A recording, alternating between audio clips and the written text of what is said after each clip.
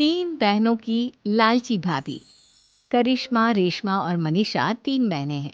उनका एक भाई भी है, मयंक। मयंक अपनी बहनों को बहुत प्यार करता है, लेकिन मयंक की पत्नी सविता इस मामले में मयंक से बिल्कुल ही अलग है। वो अपनी ननदों का जितना बुरा कर सकती है उतना बुरा करती ही रहती है और अपनी ननदों पर हुक्म भी चलाती है।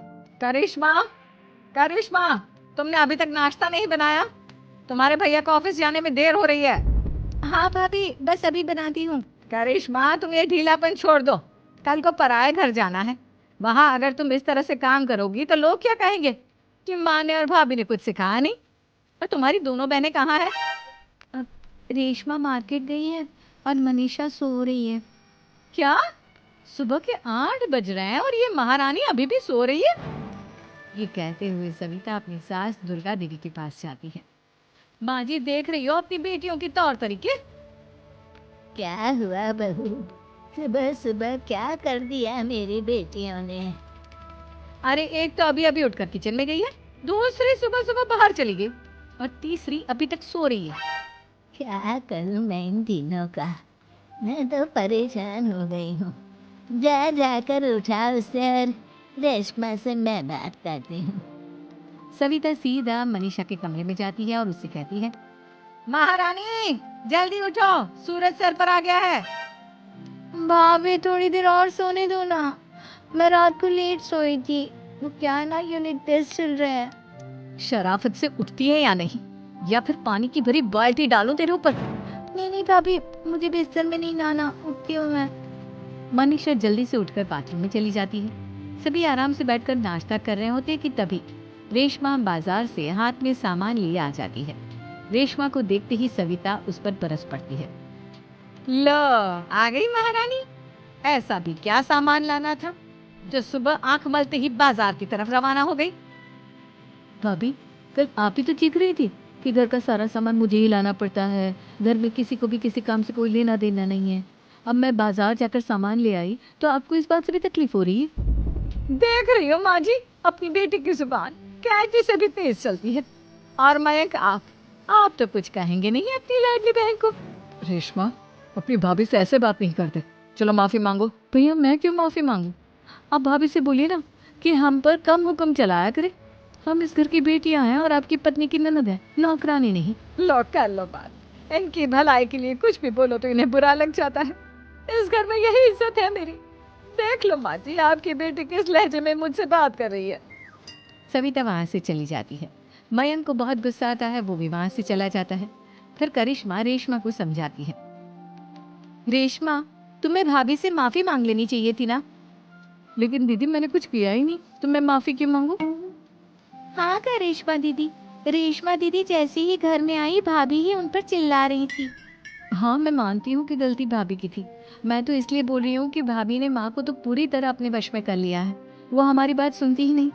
मयंक भैया हमारे लिए हमेशा खड़े रहते हैं, इसलिए उनकी बात का मान तो तुम्हें रखना चाहिए था ना। कोई फायदा नहीं दीदी, कुछ दिनों की बात और है, भाभी उन्हें भी हमारे खिलाफ भड़का देंगी। फिर वो भी माँ की तरह हमारी किसी बात का विश्वास नहीं करेंगे। इसी तरह सविता अपनी तीनों ननदों को किसी न किसी बात पर परेशान करती रहती थी। एक दिन मयंक अपनी तीनों बहनों के लिए गिफ्ट लाया। क्या रेशमा, ये तुम्हारे लिए हार का सेट। रेशमा, तुम्हारे लिए सुंदर सी ड्रेस। और मनीषा, तुम्हें किताबें पसंद है ना, तुम्हारे लिए किताबें लाया हूँ। थैंक यू भैया। थैंक यू भैया। थैंक यू भैया। करिश्मा, तुम्हारा नेकलेस कितना सुंदर है, ये भैया कहाँ से ले आए होंगे? मैंने भैया को 3 दिन पहले फोन पर ये डिजाइन दिखाया था और आज भैया ये ले आए। सविता तो अपनी ननदों के गिफ्ट्स देखकर जल गई और करिश्मा का नेकलेस तो उसे भी बहुत पसंद आया था।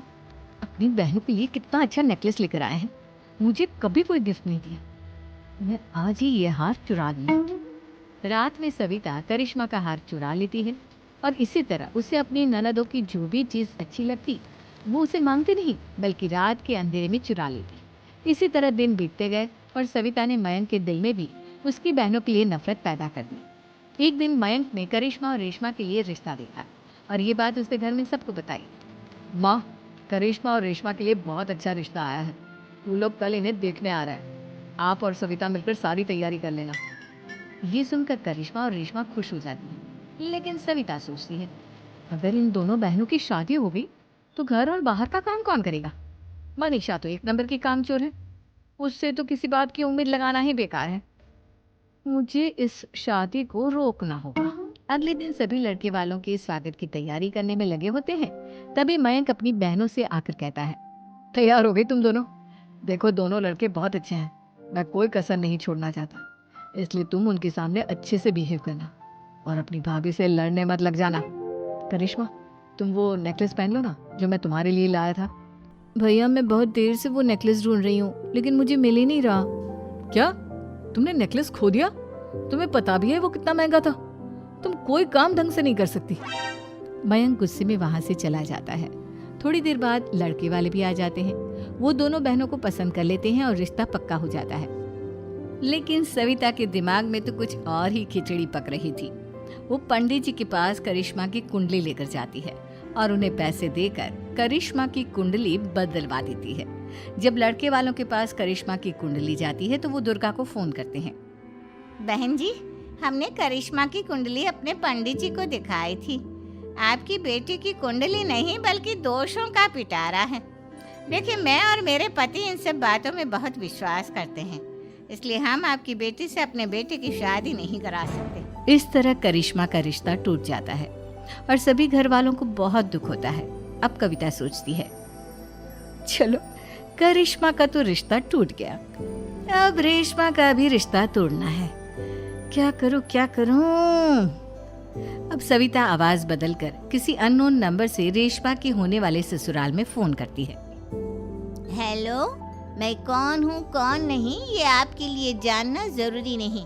बस इतना सुन लो कि रेशमा का 2 साल से किसी के साथ अफेयर चल रहा है। बस रेशमा का रिश्ता तोड़वाने के लिए सविता का इतना कहना काफी था।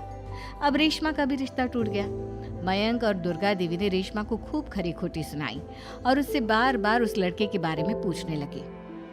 आप दोनों मुझे क्यों परेशान कर रहे हो? अरे कोई लड़का होगा मेरी लाइफ में तो मैं बताऊंगी ना, जब कोई है ही नहीं तो कहाँ से लाऊं मैं कोई लड़का? तो तेरे होने वाले ससुराल वालों को फोन किसने किया था? माँ मैं नहीं जानती किसने फोन किया था, मैं सच कह रही हूँ। मैं तो पहले ही कह रही थी इसकी लगाम खींच कर रखो, लेकिन मेरी सुनता ही कौन है। आप चुप रहिए भाभी, ये सब आपका ही किया धरा है। अब तीनों बहनों को विश्वास हो जाता है कि ये सब उनकी भाभी ही कर रही है। तीनों बहनें अपनी भाभी को सबक सिखाने के लिए एक वकील कर लेती है और घर में हिस्सा मांगना। देखो भैया, माँ बाप की जायदाद में जितना बेटों का हक होता है उतना ही बेटियों का, इसलिए इस घर के 4 हिस्से होंगे और हमें अपना हिस्सा चाहिए। मैंने तुम्हारे लिए क्या क्या नहीं किया और तुम इस घर में हिस्सा मांग रही हो? भैया, आप और माँ हम बहनों की कोई बात नहीं सुनते हो और भाभी हमारी शादी नहीं होने देगी क्योंकि उन्हें लगता है कि आप हमारी शादी में ज्यादा पैसा लगाओगे और उन्हें हम जैसी फ्री की नौकरानी कहाँ मिलेगी। तो हम भाभी के साथ तो रह नहीं सकते, हम बहनों को अपना हिस्सा चाहिए। अरे तुम्हें शर्म आनी चाहिए अपने भाभी पर ऐसा इल्जाम लगाते हुए। वो तुम्हारे बारे में कितना सोचती है। हाँ माँ, भाभी हमारे बारे में बहुत सोचती है, दिन रात बस यही सोचती रहती है कि किस तरह से अपनी तीनों ननदों को परेशान करूं और कभी मुझे पढ़ने भी नहीं देती। दोनों बहनों का रिश्ता भी तो इन्होंने ही तोड़वाया है और रात में हमारे कमरे में आकर हमारी चीजें भी चुराती हैं। इसी तरह सविता की तीनों ननदें अपनी बात पर अड़ी रही। अब कोर्ट में तारीख भी शुरू हो गई। जब सविता को लगा कि उसकी तीनों ननद इतनी आसानी से नहीं मानने वाली, तो उसने अपने पति और सास को सारी सच्चाई बता दी और अपनी तीनों ननद से माफी मांगी। मयंक और दुर्गा को भी अपनी गलती का एहसास हो गया।